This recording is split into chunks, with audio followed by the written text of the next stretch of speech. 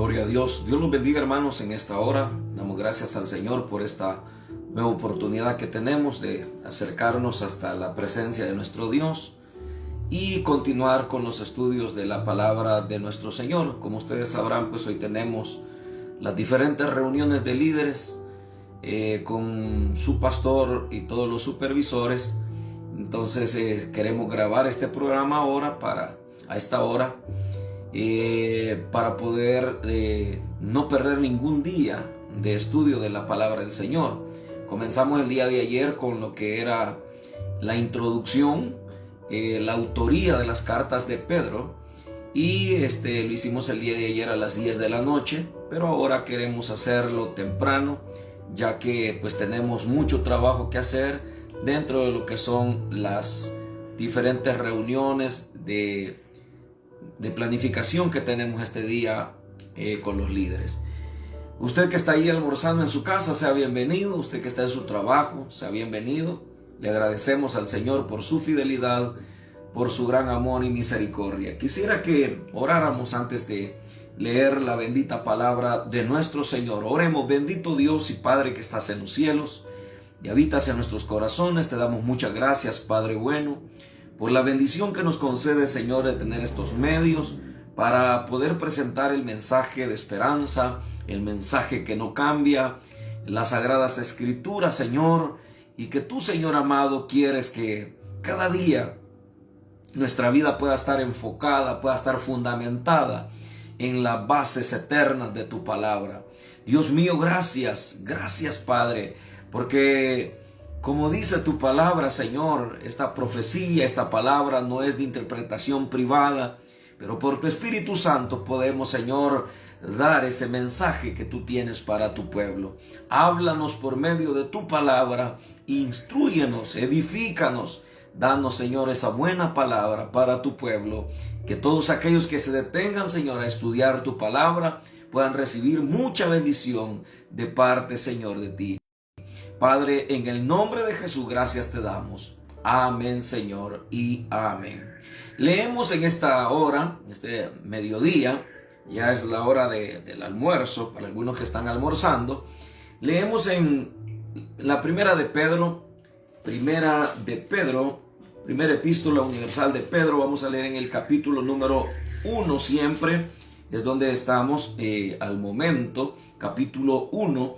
Y hoy vamos a leer el versículo número 2 nada más, que dice la palabra del Señor: elegidos según la presciencia de Dios Padre, en santificación del Espíritu, para obedecer y ser rociados con la sangre de Jesucristo, gracia y paz os sean multiplicadas. Amén. El día de ayer hablábamos con respecto a la autoría del apóstol Pedro sobre sus cartas y tocábamos elementos tan importantes. Ahora vamos a ver lo que es ya el tema central, el tema de la carta, la teología de la carta, que es una teología muy importante de esperanza, de consuelo, de fortaleza, de bendición para el pueblo del Señor. Y el tema primordial, el tema principal, o el primero que vamos a ver, es precisamente elegidos por Dios. Ese es el tema, elegidos por Dios.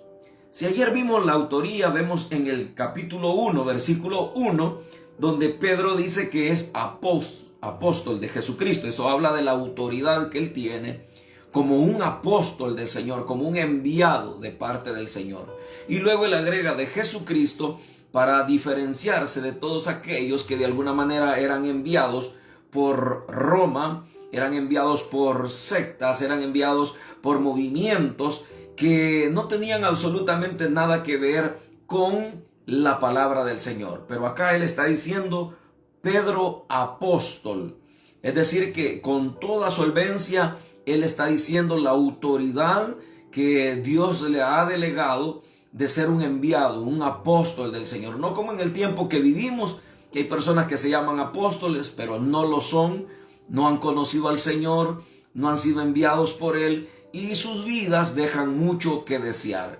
Prácticamente se ha convertido en un negocio, para atraer personas, para adquirir fama, pero no hay elementos de base, elementos que los identifiquen a ellos como verdaderos apóstoles del Señor. Por eso Pedro dice: Pedro, apóstol de Jesucristo. Ahora veamos lo que dice acá, después de que hablábamos ayer acerca de los destinatarios, que son estas ciudades, esta gente, algunos dicen etnias, lugares, pueblos donde estaba precisamente el apóstol Pedro, pero la mayoría de los escritores lo reduce a la ciudad imperial de Roma y sus alrededores, que era donde Pedro está planteando o está enviando estas cartas para que puedan llegar a las diferentes ciudades que aparecen ahí: Galacia, Capadocia, Asia y Bitinia. Entonces, veamos ahora acá el tema: elegidos por Dios. Si hay un versículo en la Biblia donde probablemente no aparece la Trinidad con el nombre Trinidad, pero en el plan soberano de Dios, en el plan de salvación de parte de Dios, aparece precisamente el funcionamiento, el papel, el protagonismo de cada uno de los personajes de la Trinidad. Es decir, el Dios soberano, el Dios omnipotente, el Dios omnisciente, el Dios creador de todas las cosas, ahora se va a manifestar a través de esta carta, de esta epístola del apóstol Pedro, en el plan de salvación para la vida del hombre. Y mire qué magistral, por eso es que algunos consideran que no fue Pedro el que escribió esta epístola, porque el lenguaje que se utiliza es un lenguaje muy especial, es una teología muy fina, muy especial, que no se compara con las escrituras de otras cartas. Pero, como lo decíamos el día de ayer, que cada siervo de Dios tenía su amanuense, tenía aquellas personas que podían de alguna manera hacer el papel que los demás no podían hacer, o probablemente no tenían la capacidad de hacerlo, pero ellos transmitían el mensaje y el amanuense lo escribía. De tal manera de que aunque Pedro haya sido del vulgo, que haya sido un hombre pescador, no obstante, su amanuense, que se cree que era Silas, hizo el papel importante de escribir cada palabra como nosotros la tenemos escrita. Entonces acá veamos lo que dice el versículo número 2. Dice: elegidos según la presciencia de Dios. En primer lugar encontramos la elección de Dios. Es Dios el que elige. Su papel protagónico en el plan de salvación es elegir. La Biblia dice que nos eligió desde antes de la fundación del mundo. Es un plan soberano de parte de Dios. Es decir, Dios toma la determinación quiénes van a alcanzar la vida eterna, quiénes van a ser salvos y quiénes no. Nosotros teológicamente enseñamos que los elegidos de Dios han sido elegidos desde antes de la fundación del mundo, y que los que no han sido elegidos, simple y sencillamente Dios los pasa por alto, y pasarán los años y jamás van a conocer a Cristo Jesús como su Salvador. Probablemente tengan un acercamiento hacia la palabra de Dios, probablemente escuchen muchos mensajes de la palabra de Dios, pero no responderán al llamado de Dios, al menos que estén dentro del propósito de Dios. Algunos han creído que nosotros enseñamos la doble elección, la elección para salvación, y que Dios elige también la elección para condenación, pero no estamos diciendo eso. Porque nosotros no sabemos quiénes son los elegidos de Dios, quiénes son los escogidos de Dios. Solamente Dios lo sabe. Y es por eso que presentamos el mensaje del Evangelio a toda criatura. Y cuando se presenta el mensaje del Evangelio, hay personas en medio de la congregación o en la campaña, donde quiera que se esté predicando, que van a reaccionar positivamente al mensaje. Pero por otro lado, hay otros que se enojarán, dirán pobre loco, este aleluya está loco, no lo quiero escuchar y eso no es para mí, y simple y sencillamente darán la vuelta y seguirán. Pero habrán personas que serán tocados por el Espíritu de Dios, serán tocados por Dios, redarguidos, compungidos, y van a responder al llamado de nuestro Señor. Es decir, que ahí es donde se consumará el plan de elección para sus vidas. Pero veamos algo importante, y es que Pedro acá dice, elegidos según la presciencia de Dios. Es decir, que cuando encontramos esa palabra presciencia, la palabra presciencia significa conocimiento anticipado de Dios. Eso se le atribuye a la soberanía de Dios. Dios lo conoce absolutamente todo. No hay nada que se escape del control de Dios en el tiempo de Dios. No hay absolutamente nada que las personas puedan decir, no, Dios no tiene el control de esto. O sea, todos nosotros sabemos a la luz de la palabra que es Dios el que domina, es Dios el que gobierna.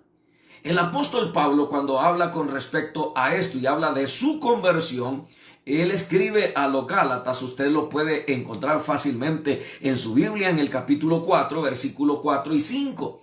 Dice de la siguiente manera, pero cuando vino el cumplimiento del tiempo ¿de quién? De Dios. Cuando vino el cumplimiento del tiempo, Dios envió a su Hijo, según la carne.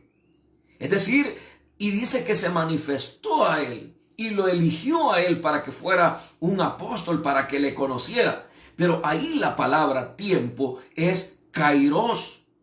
El kairos es el tiempo perfecto de Dios. Dios conoce todo y sabe todo lo que va a suceder en el tiempo exacto. Entonces, fijémonos en esto. La presciencia habla del conocimiento anticipado de Dios. Es decir, Dios sabe qué va a pasar mañana, lo que va a pasar el otro año, dentro de 10 años, si vamos a estar o no vamos a estar, si vamos a estar predicando o otros van a estar predicando en lugar de nosotros. Pues solamente Dios lo sabe. Entonces uno debe de descansar en la soberanía de Dios. Por eso que aquí dice elegidos según la presciencia, según el conocimiento anticipado de Dios. Dios ya sabe el día, la hora, el lugar, quién va a predicar el mensaje que usted va a escuchar, cómo Dios lo va a traer. Dios lo conoce, Dios lo sabe. Pero ojo con esto, debemos de tener mucho cuidado con respecto a esta palabra o a esta expresión de el conocimiento anticipado de Dios. El tiempo en nosotros se llama el cronos. Y aún nosotros en el cronos no sabemos qué va a pasar mañana, pero Dios sí lo sabe. En el tiempo de Dios, que es donde se forjan todos los acontecimientos espirituales, que es donde están ya escritos y donde están ya destinados todos los acontecimientos que se van a dar en favor de los cristianos, en favor de la iglesia. Eso lo tiene prácticamente con todo control el Señor. Pero como nosotros nos movemos en el cronos, en el tiempo natural de nuestra vida, algunos han llegado a creer que lo que Dios vio o que el conocimiento anticipado de Dios consiste en que Dios sabía que yo iba a ser una buena persona, que yo iba a hacer buenas obras, y entonces como Dios sabía en su conocimiento anticipado que iba a ser una buena persona, entonces Dios me elige. Pero es todo lo contrario lo que la Biblia está enseñando. La Biblia no está poniendo primero lo que el hombre sería para luego ser elegido. No, dice elegidos según la presciencia de Dios.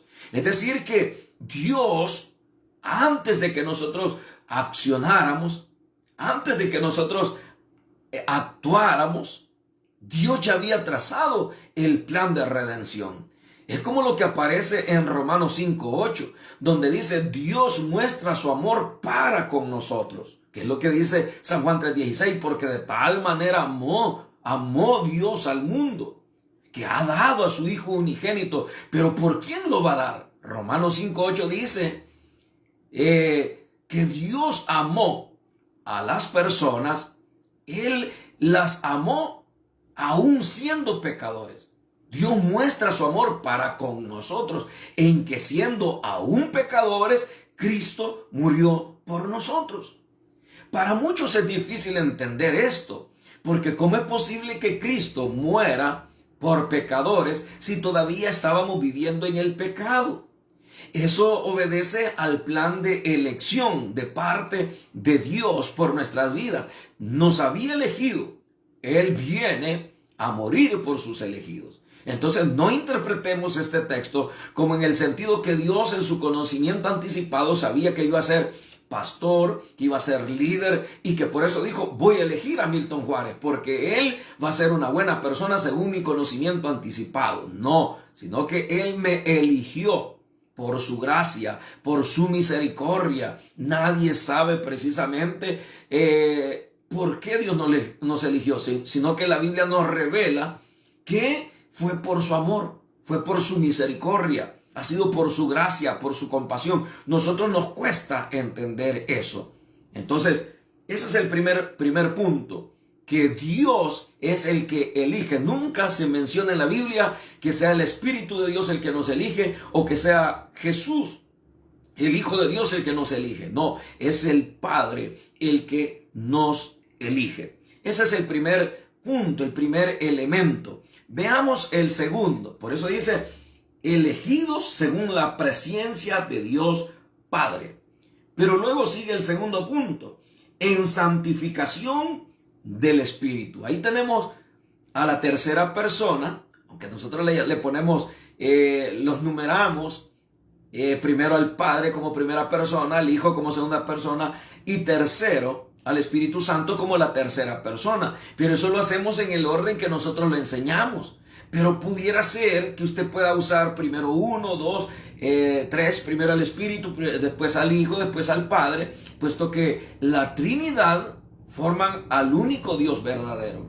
El único Dios verdadero se manifiesta a través de su personalidad como Padre, como Hijo y como el Espíritu Santo. Es decir, la Trinidad nos enseña que existe un solo Dios manifestado en tres personas distintas, una sola esencia, un solo Dios, pero la función de cada uno es diferente. No es Dios manifestado en tres maneras, no, es Dios manifestado y en su obra redentora lo vemos claramente a través de las tres personas, Padre, Hijo y Espíritu Santo. Ya la Trinidad pues la hemos estudiado muchas veces en la iglesia y usted conoce perfectamente el tema. Veamos el segundo punto, santificados, no, dice en santificación del Espíritu, en santificación del Espíritu.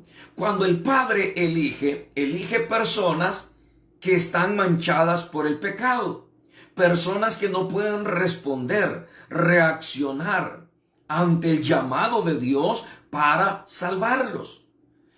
Eso lo encontramos en el capítulo 3 del Evangelio de Juan. El dilema que se da en el caso del maestro Nicodemo, quien era un maestro pero no podía entender el misterio de la salvación, cómo se operaba. Y es ahí donde el Señor le dice que el que ha nacido de nuevo, el que alcanza la gracia y la misericordia de Dios, dice que tiene que nacer del agua y del Espíritu, que son los dos elementos, los dos elementos que participan en la salvación, en el nuevo nacimiento. Entonces, la palabra es la que se nos predica. El Espíritu de Dios, dice acá, opera la santificación en la vida de los creyentes, en la vida de los cristianos. Ahora tenemos la función del Espíritu. ¿Cuál es la función del Espíritu Santo en la vida de aquel que ha sido elegido? Es santificarlo, es presentarnos santos delante de Dios y sin mancha. Esa es la obra del Espíritu Santo. Nos atrae para que podamos responder ante el llamado de la palabra, para que ahora, como dice la Escritura, que habiendo sido enemigos de Dios, somos hechos cercanos a la presencia del Señor. Pero es el Espíritu Santo el que obra ese milagro extraordinario de transformación en la vida de las personas. Sin el Espíritu Santo no puede haber salvación. Sin el Espíritu Santo no podríamos ser atraídos, seducidos por la gracia, por la compasión, por el amor, la misericordia de nuestro Dios. Pero el Espíritu se encarga de hacer eso, de quitar aquello que nos es barrera, nos estorba para no llegar a la persona del Señor, y nos trae en una forma dócil por su Espíritu Santo a la presencia de nuestro Dios. Es decir, que Dios no podría salvarnos a nosotros, nos elige, pero la salvación implica también santificación, declararnos santos delante de Dios. Ya lo vamos a ver más adelante. Entonces tenemos que la persona del Espíritu Santo, su función es la santificación. Dice la Biblia que el Espíritu nos anhela celosamente a la santidad. Su carácter es santificar. En el plan de salvación existen los dos tipos de santidad: la santidad posicional y la santidad progresiva. Y todo eso es operado por el Espíritu Santo. Es decir, el Espíritu Santo es el que nos transforma, el Espíritu Santo nos atrae. El Espíritu Santo hace esa transformación progresiva en nuestras vidas. Nos atrae y sigue atrayéndonos a la santidad. Veamos el tercer elemento, el tercer punto. Y aquí vamos a encontrar un elemento glorioso, que para mí es el más extraordinario. Porque ahora vamos a encontrar el papel del Hijo en el plan de la redención de nuestras almas. El papel de Jesucristo, el Hijo de Dios, en la salvación de nuestras almas. Veámoslo ahí, dice acá en la parte que sigue del versículo 2, dice: en santificación del Espíritu para obedecer y ser rociados con la sangre de Jesucristo, y como resultado gracia y paz os sean multiplicadas.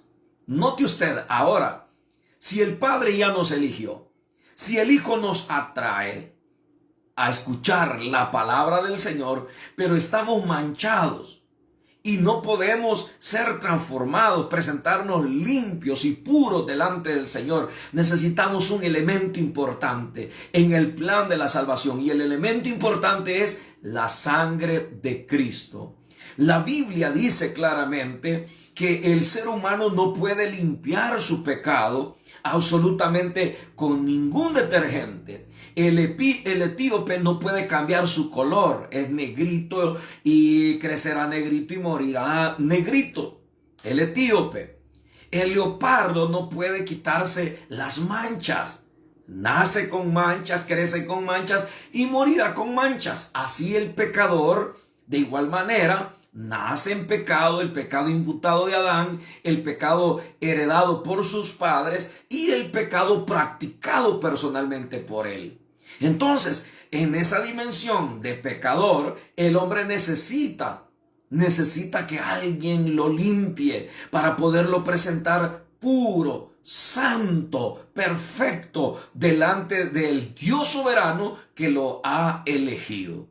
Y ahí viene el elemento importante, y es la sangre de Cristo. La Biblia nos menciona en la carta a los Corintios, 2 Corintios 6:2, ese lo vamos a dejar para más adelante, pero la carta a los Hebreos en el versículo 14, capítulo 10, versículo 14, dice que con una sola ofrenda hizo perfectos para siempre a los santificados, con una sola ofrenda. Cuando Juan el Bautista vio a Jesús en el Evangelio, en el capítulo 1, versículo 29, dice la Biblia que al día siguiente Juan vio a Jesús, que iba ahí en el Jordán, y dijo: he aquí el Cordero de Dios que quita el pecado del mundo. Mire qué glorioso es esto, que en el Antiguo Testamento se necesitaba en el Opus Dei, en el día de la expiación, que un cordero sin mancha, un cordero sin tacha, un cordero perfecto, fuera tomado de la manada y se sacrificara en el altar, y la sangre subía, el olor del holocausto subía a la presencia del Señor, y había una respuesta de Dios cuando el sumo sacerdote entraba al lugar santísimo y sonaba las campanas en señal de que Dios había respondido. Era un año más de perdón, era un año más de misericordia, era un año más en el cual Dios miraba a Israel perdonado, santificado. Pero qué maravillosa figura había en el Antiguo Testamento, de tal manera que se refería a la persona, al momento de la redención que Cristo operaría en nuestras vidas. A aquellos que Él había elegido, a aquellos que el Espíritu Santo atrae, necesitan ser limpiados con la sangre de Cristo. Y aquí vemos la función del Hijo como parte de la Trinidad, obrando el milagro glorioso. Y Juan lo señala y dice: he aquí el Cordero de Dios que quita, oiga, no cubre por un año, no perdona por un año, quita el pecado del mundo. Y como lo leímos en la carta allá a los Hebreos, con una sola ofrenda. O sea, no está muriendo todo el tiempo, no está entrando al lugar santísimo todas las veces como lo hacía el sumo sacerdote todos los años. Una sola ofrenda. ¿Por qué? Porque era una ofrenda perfecta, era una ofrenda divina. La deuda era infinita, la deuda era hacia Dios, y nosotros como humanos no podíamos pagarle a Dios. Tenía que ser un ser infinito el que le pagara a Dios. Y ahí encontramos en la carta a los Hebreos cuando el Hijo le dice: Padre, ofrenda y holocaustos por el pecado ya no te agradaron, porque allá la gente daba lo que no servía, y tú tuviste que decir: ya no me traigan más vano presente. Pues ahora quita eso antiguo y establece esto postrero. He aquí vengo, oh Dios, para hacer tu voluntad. Dice: prepárame cuerpo. Y ahí vemos la encarnación del Hijo de Dios viniendo a este mundo, de tal manera que el evangelista dice: y el Verbo se hizo carne, dice Juan, y habitó entre nosotros, y vimos su gloria, y vino como el Cordero que iba a ser inmolado, que iba a ser sacrificado por nuestros pecados. Ahora el escritor a los Hebreos, inspirado, dice: con una sola ofrenda hizo perfectos para siempre a los santificados. Qué maravilloso proceso de la salvación de nuestras almas. Qué maravilloso proceso encontramos en la Biblia para nuestra salvación. Se ha pagado un alto precio. A veces predicamos y le hacemos ver a la gente como queriéndole decir: mire, ya su deuda, ya no le tenga miedo al infierno. Dios vino para darle oportunidad, para que usted no pague por sus pecados, pero no hacemos realce de quién pagó por nuestros pecados, porque el precio sí se ha pagado, es decir, a Dios. Dios no ha perdonado los pecados sin haber pagado un precio. El Hijo de Dios pagó el precio, el alto precio que nosotros no podíamos pagar, lo pagó. Por eso dice Hebreos 10:14, con una sola ofrenda hizo perfectos para siempre a los santificados. Hoy sí, como dice ahí, santificados por el Espíritu, en santificación del Espíritu. Ahora sí, porque la sangre de Cristo nos limpia de todo pecado, y ahora sí podemos ser santificados delante de Dios. Ahora sí podemos ser hallados justos, perdonados, limpios por la sangre del Cordero que nos ha redimido de todo pecado. Y como dice Romanos 8:1, ahora pues ninguna condenación hay para los que están en Cristo Jesús. Pero oiga el verbo es presente. Para los que están, no dice los que estuvieron ni los que estarán. Dios vive en el presente. Por eso le cité la carta a los Corintios, 2 Corintios capítulo número 2, capítulo 6, versículo número 2. Porque ahí el escritor dice: este es el tiempo. Así dice: el tiempo aceptable. Hoy es el día de salvación. Dios vive en el presente. Dios vive en el presente. Y si Dios presenta este plan de salvación, este plan de redención, este plan de elección, no puedes dejarlo para mañana. No puedes decir: mañana lo voy a hacer. No, Tú debes de saber que el tiempo puede terminarse hoy. Si oyeres hoy su voz, dice la Escritura, no endurezcas tu corazón. Esa sería la aplicación para ti que no conoces al Señor y para ti que te has alejado de Dios. Estás desvalorizando todo este proceso glorioso que la epístola del apóstol Pedro nos está enseñando, lo que Dios ha hecho para nuestra salvación. Vamos a orar al Señor. Y si tú que me miras en esta hora, estás ahí, no conoces al Señor, entrégale tu vida al Señor. Y si estás caído, levántate. Primera de Juan 2:1 dice hijitos, no dice diablitos. No, Dios sabe que quizás estás luchando y a pesar de tus luchas has caído. Pero Él dice, hijitos, estas cosas os escribo para que no pequéis. Pero si alguno hubiera pecado, abogado tenemos para con el Padre, a Jesucristo. Te puedes levantar, te puedes reconciliar, puedes tomar nuevas fuerzas y seguir adelante peleando la buena batalla de la fe. El Señor nunca deja tirado, abandonado a aquel a quien Él ha elegido. Siempre Él extenderá su poderosa mano para levantar a aquel que se siente débil, para levantar a aquel que se ha caído.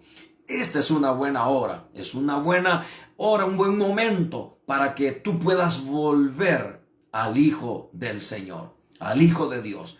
Oremos, bendito Dios y Padre que estás en los cielos y habitas en nuestros corazones.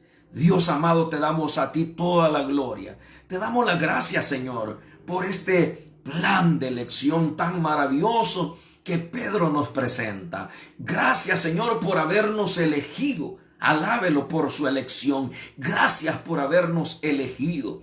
Entre millones, Señor, de salvadoreños, tú nos elegiste. Entre millones de habitantes de esta tierra, tú nos elegiste. Te damos gracias, Señor. Y Señor amado, asimismo, aquello que nosotros no sentíamos deseo de hacer, pero tu Espíritu nos atrajo, nos sedujo y nos trajo, Señor, para santificarnos y ahora presentarnos delante de ti y seguir obrando la santificación en nuestra vida. Oh Espíritu Santo, te alabamos. Espíritu Santo, te agradecemos. Señor, gracias. Gracias, Señor Jesús.